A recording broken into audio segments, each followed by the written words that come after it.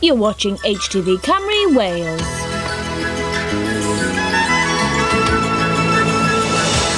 It's Tuesday the 22nd of December. We now join ITN in London for the latest news. The time is 10 o'clock.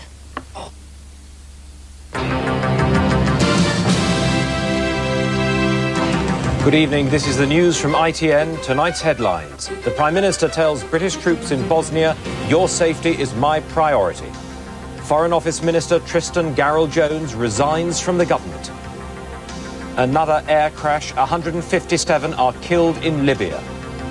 And the ecological disaster unfolding off Spain's Atlantic coast. The Prime Minister paid a surprise visit to Bosnia today to meet and reassure British troops helping the humanitarian aid operation there. Mr Major predicted the United Nations would pass within days a resolution to enforce a no-fly zone over Bosnia. And he said the safety of the troops on the ground would remain his absolute priority.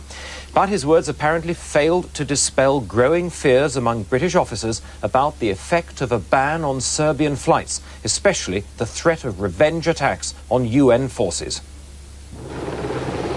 It was never going to be just a visit expressing Christmas goodwill. John Major came in by helicopter to the Bosnian border to see a military operation overshadowed by political argument. The stakes are high, lives are at risk. A decision is looming. Is the British Army to maintain its neutral humanitarian credentials by escorting aid, or will the government adopt increasing anti-Serbian measures that may lead to confrontation on the ground and embroil the army in combat? John Major saw the conditions. He pulled the Christmas crackers. He laughed and joked, but he also recognized there is real anxiety here about whether imposing a no-fly zone would portray the British as having entered the conflict.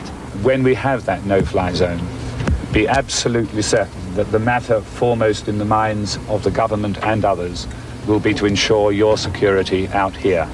That is not for 1 second going to be overlooked as we make further diplomatic moves. One military official told me a no-fly zone changes the game entirely. The British would then be seen by the Serbs as legitimate targets. He didn't go near the front line, but John Major saw an army that is far less clear about its mission than it was during its last major deployment in the Gulf. He won't be seeing refugees, he won't be seeing any suffering, and he won't hear any gunfire. But he may leave with a sense of unease over the British Army's exact role here. Later in the day, they cheered him because he bothered to listen, but what he heard may not comfort him. Robert Moore, ITN, Bosnia. The Foreign Office Minister Tristan Garel-Jones, a close friend of the Prime Minister, is resigning from the government. Not, however, until the bill to ratify the Maastricht Treaty is through the Commons. He's strongly pro-Europe. Mr Garel-Jones, MP for Watford, said he wanted to spend more time at home. Labour said the resignation was deeply puzzling. Tristan Garel-Jones's friends say he and his wife have simply had enough of his 18-hour days, shuttling between Brussels and Westminster. At 51, he says he wants to spend more time at home and on his personal interests. Speaking to ITN from Spain tonight, he added these reasons. Simply because there's a life beyond politics, which I've always hankered for a bit. This hasn't come as a surprise to any of my friends. They've known I've wanted this for some time, and I thought now was a good moment. Mr Garel-Jones must also have made the calculation that he's not now going to get either of the two cabinet jobs he really rates, Foreign Secretary or Chancellor. At Westminster, he's known as an arch backroom fixer. Any other traps involved in all of this? The man at whose Catherine Place home Mrs Thatcher's supporters believe a plot to depose her was hatched. In more recent times, as a Euro enthusiast, he's been much feared by the Eurosceptics. One said tonight, I don't care why he's gone, I'm just delighted he has.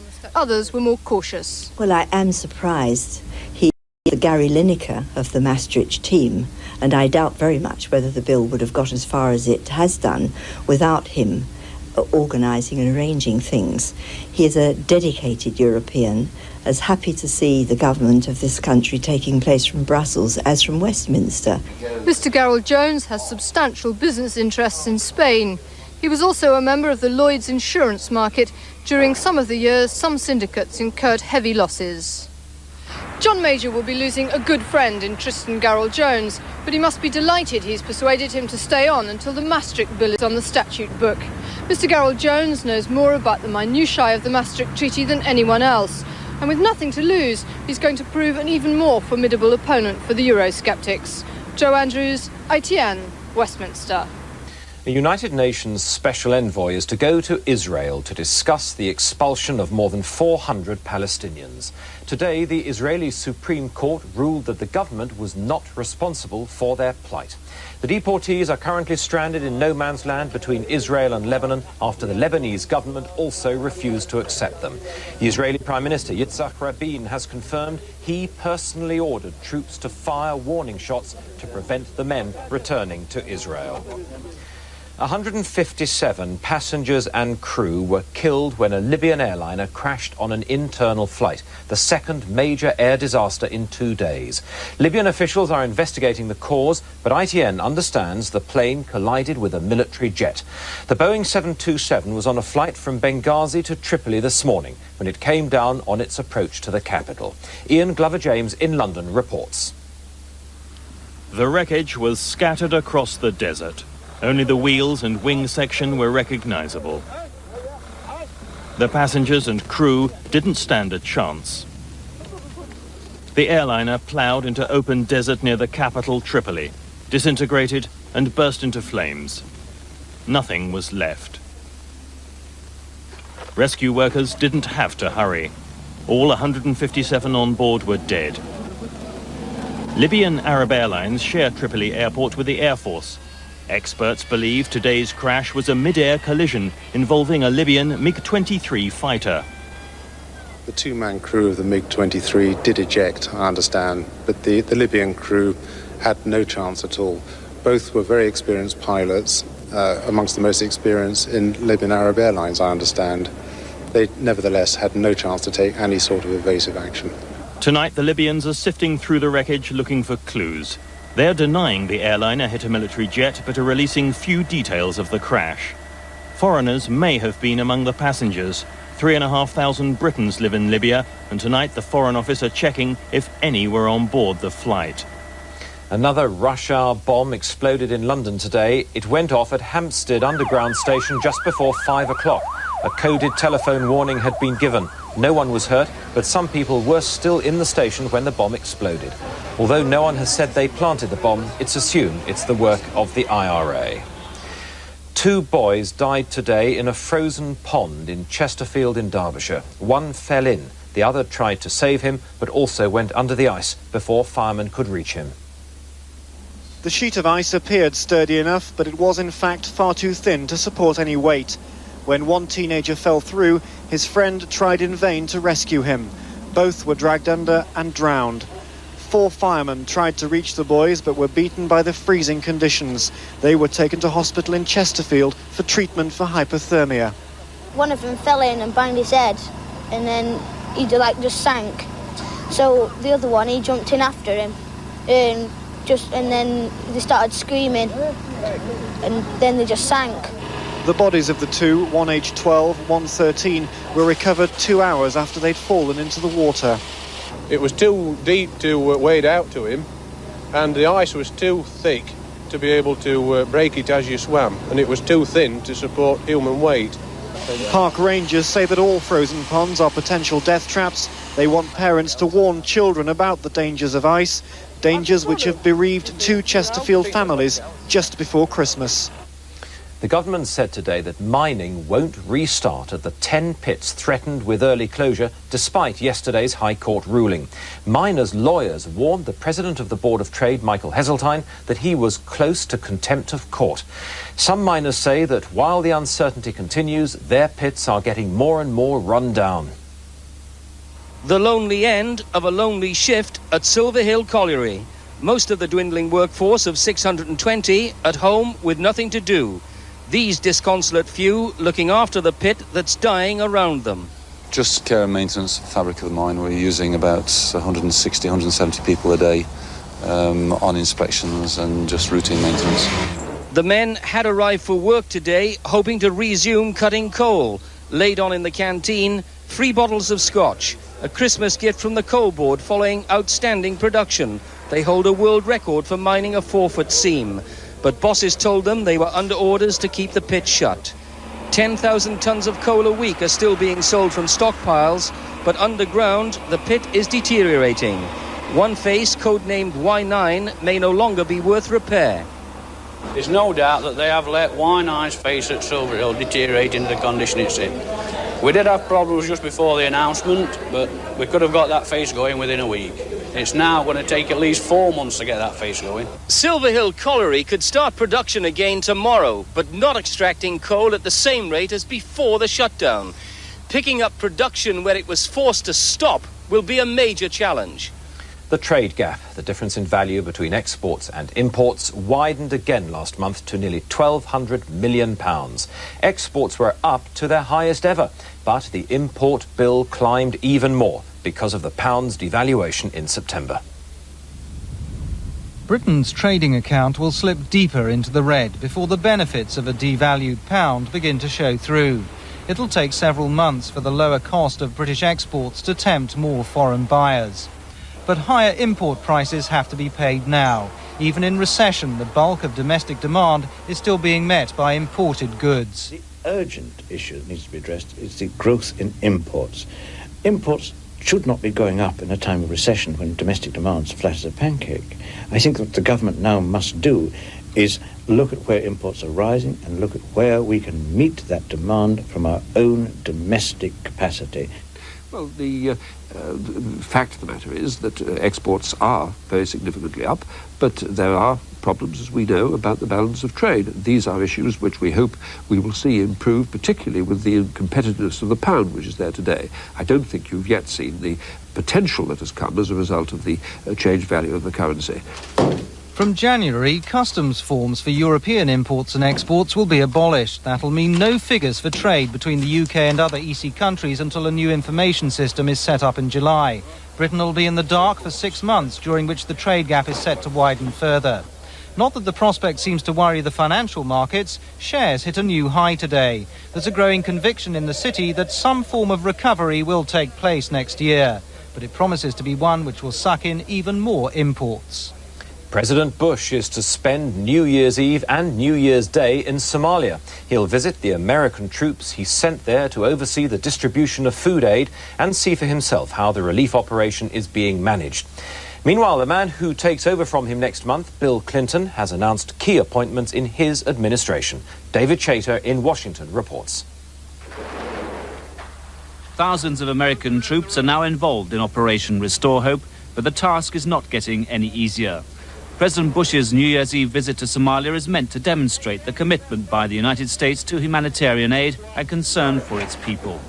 Bush wants to see the bulk of American forces begin to leave within a month, but the United Nations Secretary-General has warned too hasty withdrawal could lead to anarchy in Somalia. Just one of many problems facing President-elect Clinton's new cabinet. The remaining major posts were filled today. Warren Christopher will be Secretary of State. He served in the same department under President Carter. And Les Aspin was named as the next Secretary of Defense, a congressman from Wisconsin and former chairman of the House Armed Services Committee.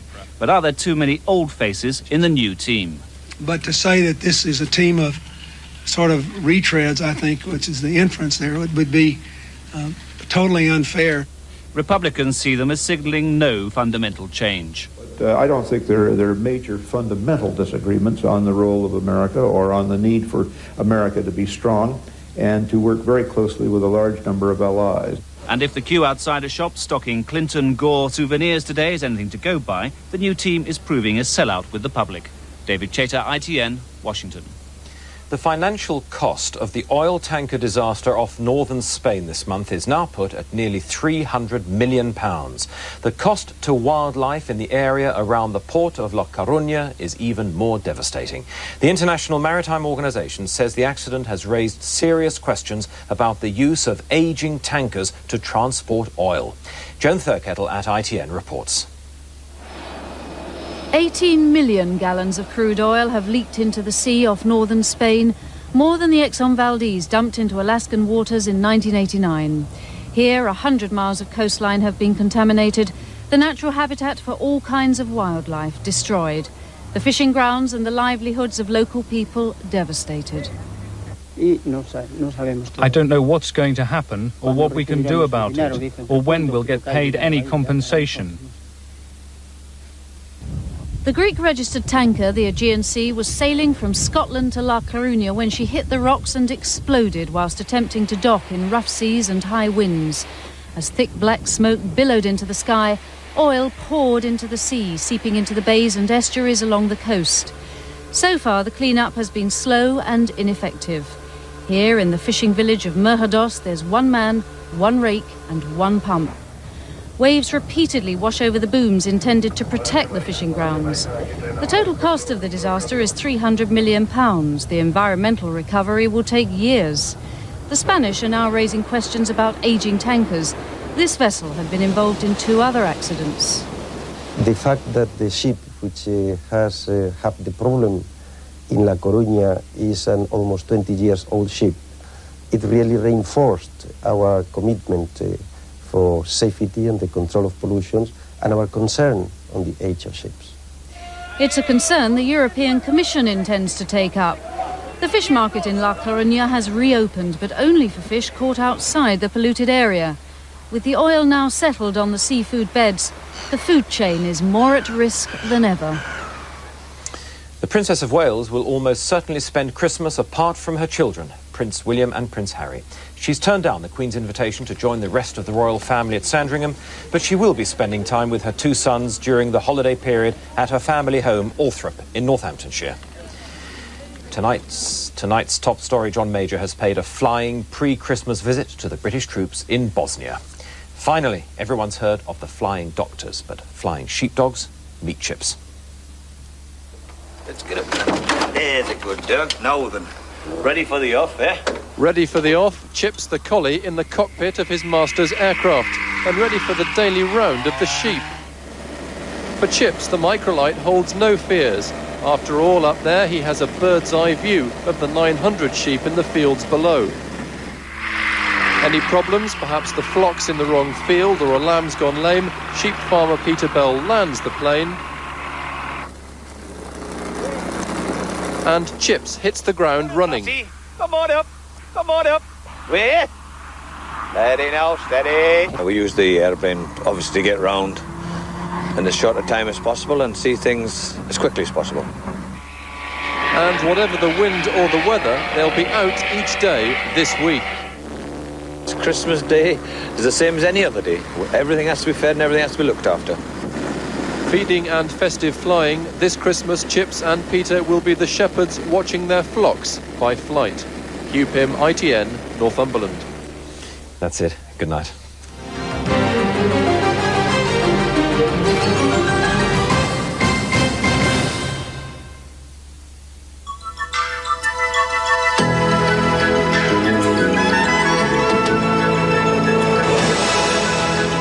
Hello, good evening. Weather-wise, things are very much going to plan, with the old front having fizzled out, and the main emphasis on our weather is very much on frost and freezing fog patches, and that's more or less the weather recipe over the next couple of days.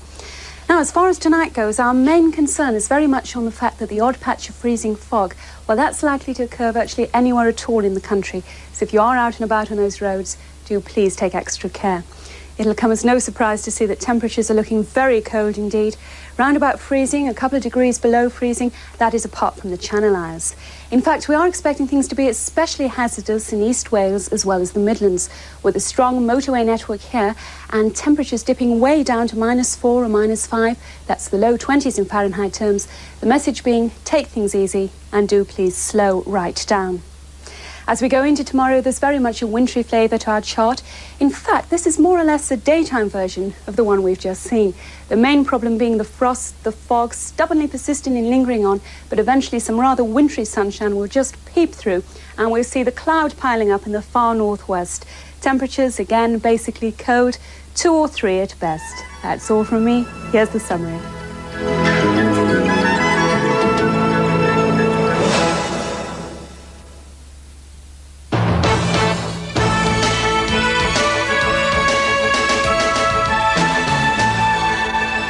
good evening. Environmental campaigners are claiming victory tonight after National Power withdrew an application to burn the controversial mix of bitumen oil and water known as Orimulsion at Pembroke Power Station. Protesters labelled the product one of the world's dirtiest fuels, claiming it would lead to a massive increase in acid rain levels right across Wales. This is the victory the environmental campaigners have been fighting for. Low-cost Orimulsion would have allowed National Power to operate Pembroke Power Station, currently used for just a few hours a day as a main provider of electricity.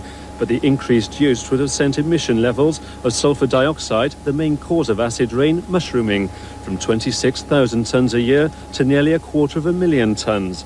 Groups as diverse as local councils, water bodies and wildlife trusts claimed that would have had a devastating effect on trees, plant life and fish across a large swathe of mid and west Wales. Tonight, with the announcement that National Power were withdrawing their application, there was jubilation. Well, I think it's excellent news for the people of Wales.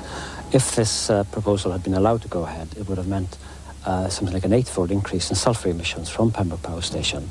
But the battle is far from over yet. The power company had insisted that the fitting of special filters to remove sulphur from chimney gases would have made the project uneconomical. Tonight, a spokesman for National Power said the company now needed more time to look at the mechanical aspects of burning Orimulsion, but the door remained open to making a new application in the future. Detectives investigating the murder of Cardiff office worker Geraldine Polk have made a new appeal for information. It's exactly 2 years since Geraldine was brutally killed and sexually assaulted as she made her way home from a Christmas party. 2 years ago today, in the early hours of Saturday, December the 22nd, the body of 27-year-old Geraldine Polk was found on a playing field near Fairwater Leisure Centre in the suburbs of Cardiff. She'd been brutally murdered, stabbed repeatedly and sexually assaulted. A massive police investigation followed. There was a reconstruction of Geraldine's final hours. She'd been to Jackson's nightclub and taken a taxi to the end of the road where she lived. But she never made those final few yards home. Today, 2 years on, her heartbroken family is still waiting to find out why their daughter was killed. Nothing is going to bring back their daughter, but as I say, I've spoken to them and I'm sure it would ease it for them greatly if this man were to be apprehended. The police operation has been huge. 16,000 interviews, 5,000 blood samples. All men from the streets around Geraldine's home are to be questioned. But although the investigation remains centred on Cardiff, police have absolutely no proof that the killer is still in the city. Their great hope now is that their DNA profile of the murderer, obtained by forensic scientists shortly after Geraldine's death, will ultimately lead them to their man. In the meantime, they still need new leads. Information can be given on 0222 565 153 or on the Crime Stoppers number 0800 555 111. One of the men convicted of murdering Karen Price, whose remains were found wrapped in a carpet in a Cardiff garden, has gone on hunger strike in prison. Idris Ali was ordered to be detained at Her Majesty's pleasure last year.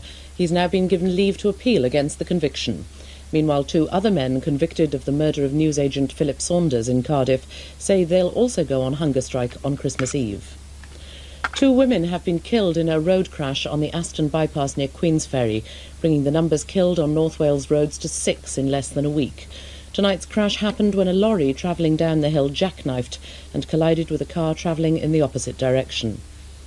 The Duke of York has been in Cardiff today.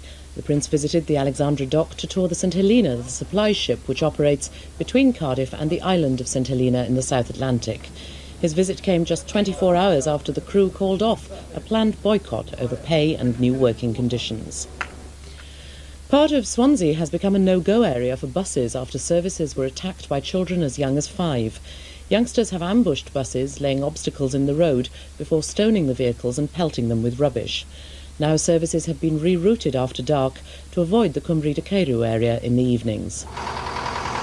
The buses used to run every half an hour through Cymru de Caerw during the evening. Now, though, after 6 p.m, they're diverted around parts of the area. South Wales Transport say it's just too dangerous to continue operations. One driver has dubbed the route Death Alley. There's all different kinds of incidents, missiles being thrown, bottles, stones, cans, all various different incidents throughout the months it's been carrying on. Special leaflets have been printed by the operators warning passengers of the dangers and appealing for help in catching the young attackers. They say the response, though, has been complete apathy. It's very, very frightening for both drivers and passengers. It's very difficult to tell, when an object is going to be thrown at a bus. The first you know about it is when it actually hits the windscreen or the window. It's very, very frightening. The people worst affected, though, are the passengers. One young girl afraid of walking home. I got to walk down through the estate on my own. I just don't like walking down because normally the bus stops at the end of my street, which was better for me, but I just don't like walking down through the estate on my own. It must be quite frightening, isn't it? Yeah. Another passenger, a pensioner, is now trapped at night. It's disgusting because, it could hurt someone, it could hurt the driver, and the driver could crash and hurt the people. A third passenger, though, had her own solution. I'm a grandmother, and brought ours up. They had a smack when they did anything wrong. Yes. And they didn't do it the second time. On to soccer, and just one result tonight. Porthmadog 2, Bangor City 0. Rugby and 3 results. Abertillery 16, South Wales Police 18. The Ebbw Vale versus Bridgend game was postponed. Pontypridd 34, Penarth 16, and Neath 23, Gloucester 14. And finally, shoppers in Swansea are being given something a bit different this Christmas: poetry on the streets. The City Council, hosts of the UK Year of Literature in 1995, have begun installing verses carved in stone and worked into street furniture. The idea is part of a £1 million pedestrianisation project in the city centre. And that's it from the HTV Wales newsroom for tonight. We're back in the morning at 5 to 10. Join us then. Till then, bye-bye.